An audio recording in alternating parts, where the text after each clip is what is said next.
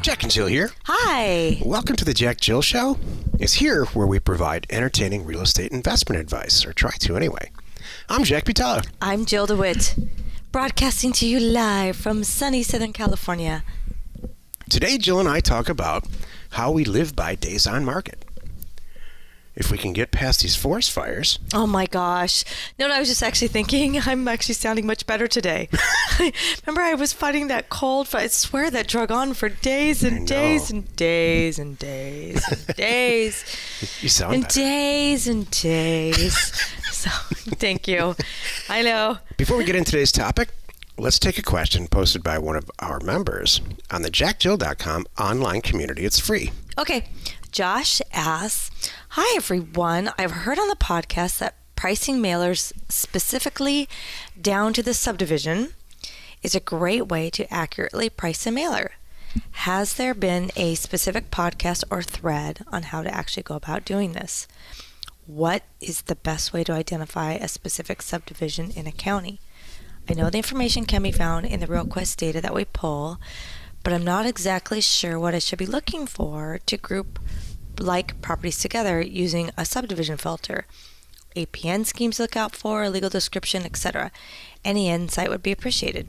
Super good question, Josh. In fact, that's how I actually price mailers for houses. Not so much for land, but for houses. So there's a few ways you can do this. The first thing you already mentioned, I would go to the jackdill.com community where you posted this, because there are, and then keyword search subdivision or drill down from there. I just recently looked, there's like 14,000 entries.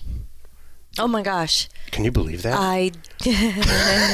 Actually, I do. So I do believe that. So there's a ton of like real advice from real people that have done this that are in our group, as well as from me. But I'll give you my 2 cents here. First of all, it's a fantastic idea, like I said. The best way to do it, I find, is through finding an APN range out of the whole mess of APNs in that county. So what I mean by that is that when a developer goes into the county and says, hey, you know that big piece of vacant property out there? Well, I bought it and I want to make a subdivision. And so one of the things that the assessor and the county does is they assign a series of APNs, starting with the number, let's say for sake of argument, 112. And so between 112 and 4002, those are properties that are in that subdivision. And if it's like normal subdivision, they're like-kind properties, so they're pretty easy to price. They're all similar. So you're definitely on the right track. You know, this venue is beyond the scope of really drilling down into it, which is why Jill and I are prepping for teaching online classes and live classes to drill down to some of this real specific information, which is, let's just face it, the better you are at this technical stuff, the more dough you're going to make. It's as simple as that. Exactly.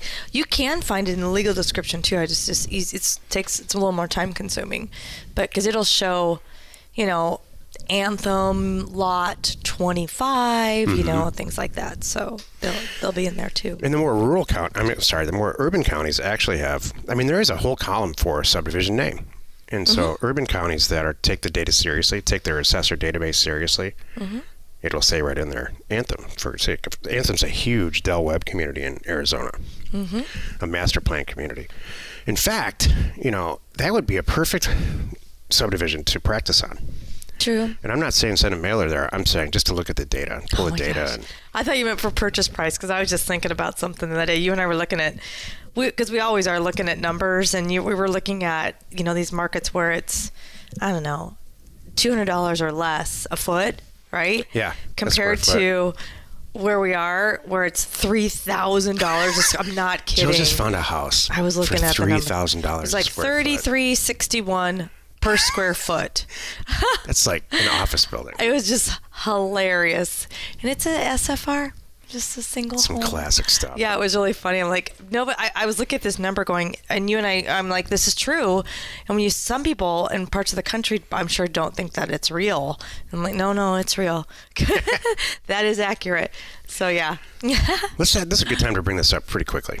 So in general, it costs about $100 to $125 a foot replacement cost to build a house. to build a 1 or a 2-story house in general.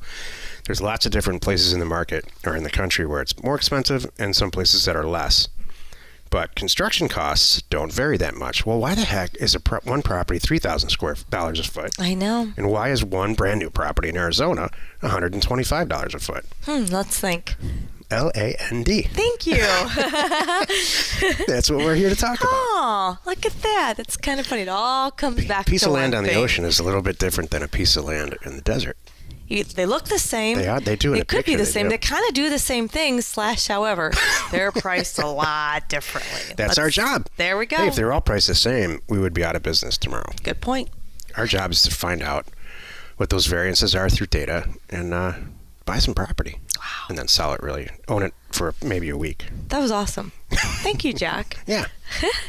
Today's topic, live by days on market. Oh. This is the meat of the show. Sounds a lot like your days on market. Why is this important? Maybe we're researching our next thing that we're doing in January. And this is a huge component. So how would you define days on market, just for fun, Joe? Days on market is the list price to when it's a property's listed for sale to when it's done and closed. Because you know what? Let's be honest. Under contract is not done.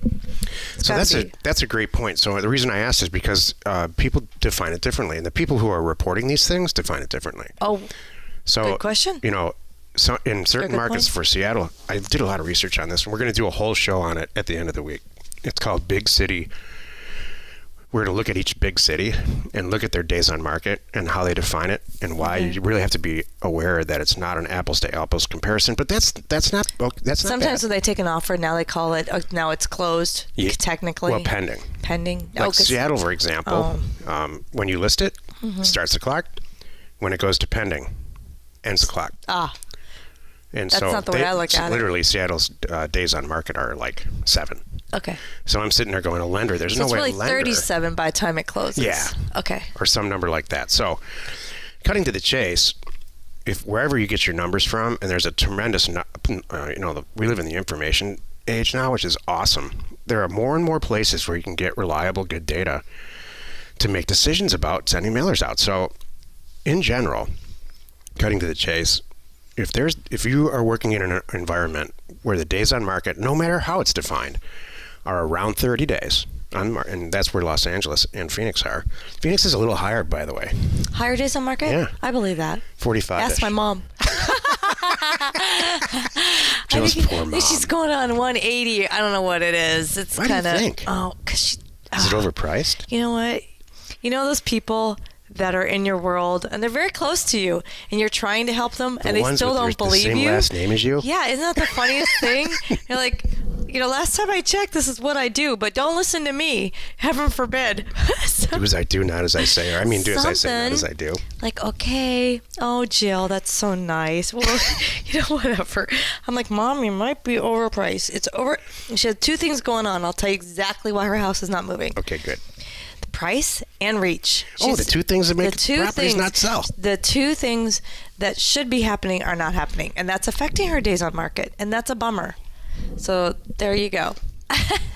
So what is a house, grossly overpriced? Like, give us the real numbers. Oh, it's in the, I want to say. It's North Phoenix. It's North Phoenix. It's Arrowhead Lakes area. Mm-hmm. It's, I don't know. It's Does it have any attributes? Is it on a lake? It's on a golf course. That's good. Yeah, golf course, 2-story. So, but it's in the 600,000. You know what the biggest thing is? Honestly, I think she's got the price where it needs to be. It's more about the reach. So she's got a bad real estate agent. Yes, she does. She's got a new one now, and hopefully that's going to help her. How hard is it? We would have done this all differently, but it's just like I said. It's well, I can't. They want to do it their way, and that's okay. She could buy you a cup of coffee and ask you how to sell her house. I know. She really could. She could. I could do it for her. You know how to sell property. Kind of just post it and get it out there and get it moving, but it's okay. It's all good. So anyway, days on market are imperative. That's really what the show is about. We live and die by days on market. I know this because I've done it the right way and the wrong way. Mm-hmm.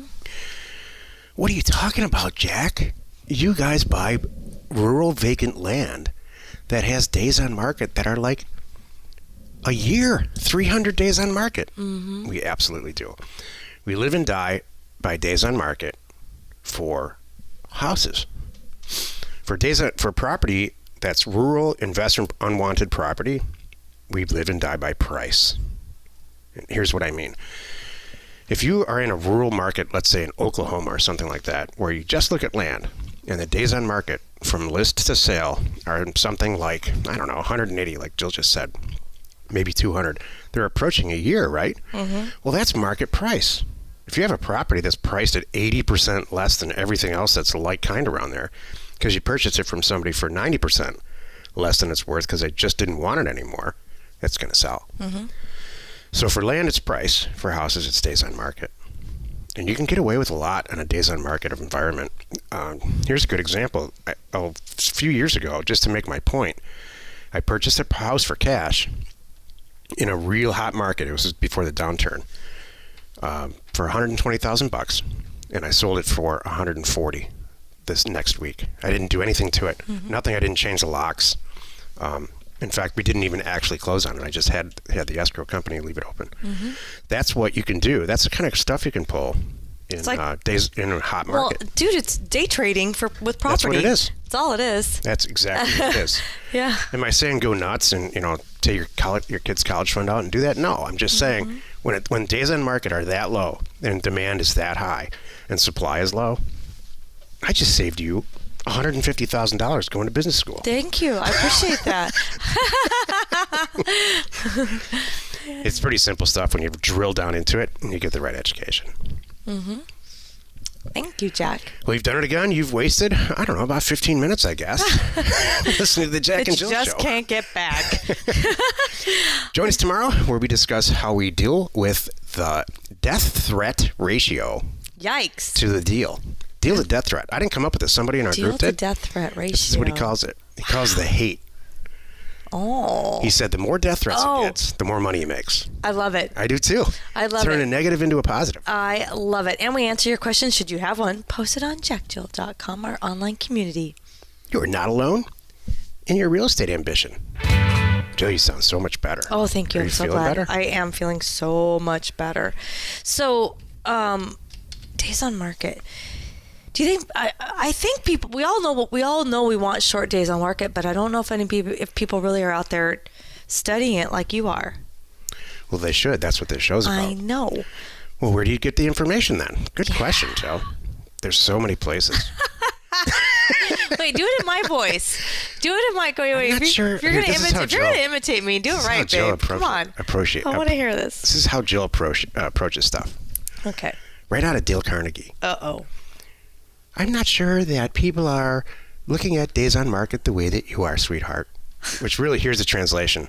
Can you please tell everybody how to get the information?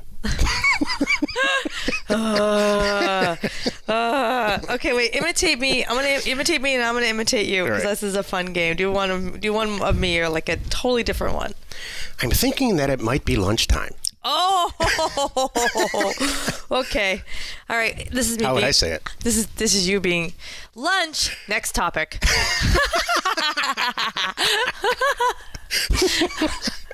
You know, it's interesting that we're imitating each other. I don't care what I eat. It's just food. We have a show coming up called Jack or Jill. You choose. It's like two or 3 days from now. This is going to be good. Oh, good. I'm going to start prepping for this. I'm going to start paying attention to some things and prepping for this. It's ought to be really, really good. Hey, share the fun by subscribing us on iTunes or wherever you're listening. Hey, and while you're at it, please rate us there. We are Jack and Jill. Information and inspiration to buy undervalued property.